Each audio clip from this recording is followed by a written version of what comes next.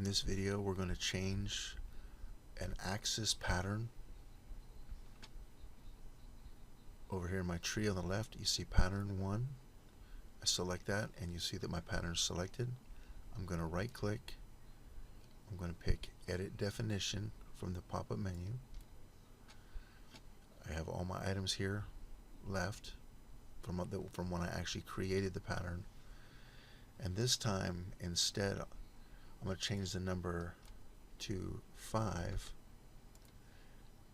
and I'm going to change the value between them. So what I'm going to do is I'm going to take 180 and I'm going to divide that by 5. And you see the preview of where they're going to be located. If I want to exclude one of these items, I can actually pick on it and it turns white, which means that item will not appear. So I'm going to pick, say, this one right here, and I'm going to exclude that. Pick the Accept button, and you'll see that I've changed my pattern, and the one that I picked and made white is not there.